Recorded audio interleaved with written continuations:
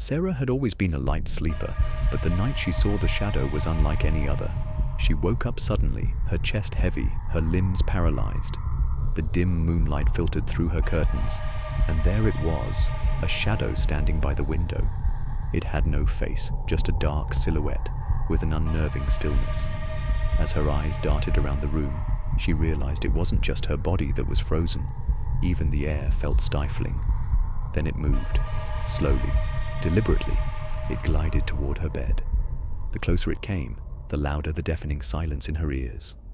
When it finally leaned over her, she felt its icy breath on her face. Her screams were trapped inside her throat, and all she could do was wait for morning.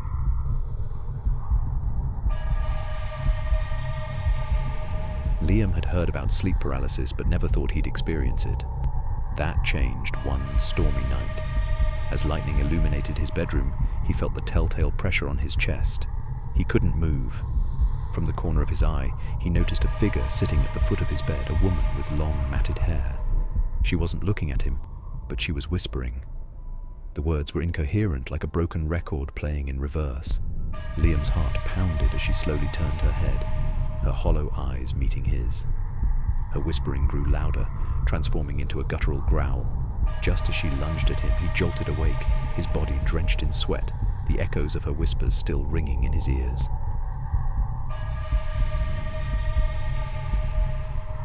Emma's sleep paralysis episodes were rare but terrifying. One night, she woke up to find a tall, gaunt figure standing in the corner of her room. He wore a suit, but where his eyes should have been, there were only dark, empty sockets. She tried to scream, but no sound came out. The man began to walk toward her, each step echoing like thunder in her mind. He bent down until his eyeless face was inches from hers. "You can't hide," he whispered, his voice cold and hollow. When she finally broke free from the paralysis, the figure was gone, but the sensation of his breath lingered.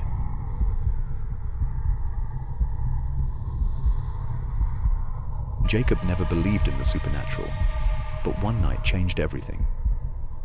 He woke up paralyzed, his eyes darting around the room. At first it was silent, but then he heard the sound of nails scratching the floor. He couldn't see where it was coming from until something crawled into his line of sight. It was a grotesque creature, its limbs bent at unnatural angles, its face twisted into a permanent grin. It crawled up the side of his bed, its eyes locking onto his. Jacob tried to will his body to move, but he was trapped. The creature leaned in, its long tongue flicking across his cheek. When he finally woke up, he found scratch marks on the floor.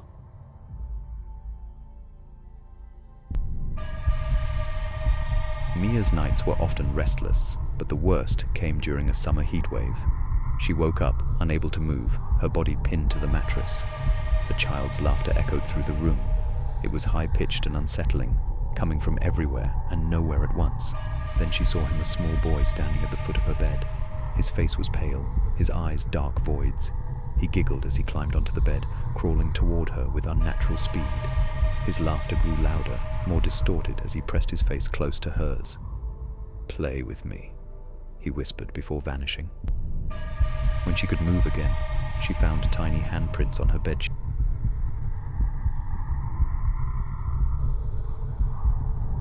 Olivia was used to waking up in the middle of the night, but this time was different.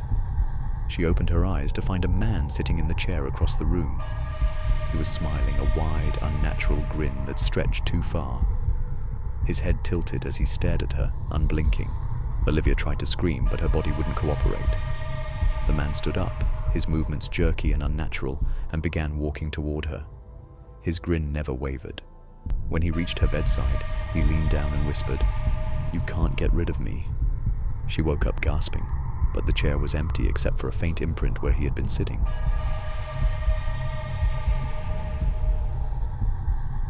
Carlos had heard stories of a demon that sat on people's chests during sleep paralysis, but he never thought he'd encounter it.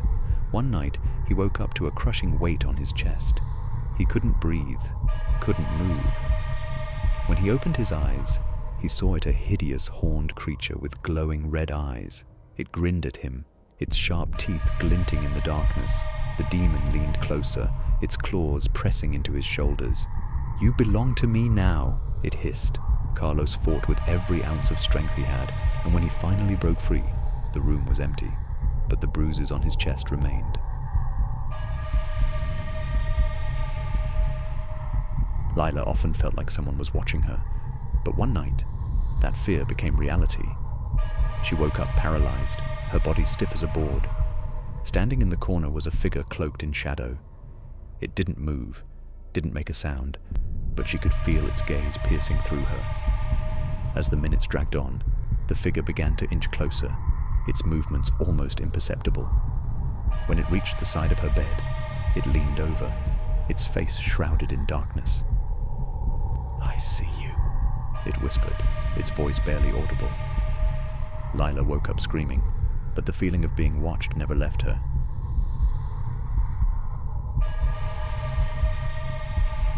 Mark's sleep paralysis took a bizarre turn one night. Instead of waking up in his room, he found himself in a dark corridor.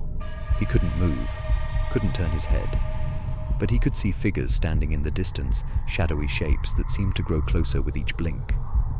The corridor felt endless, the shadows multiplying, their whispers growing louder.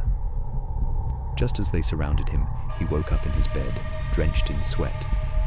But the sound of whispers lingered, and the darkness of the corridor felt too real to ignore.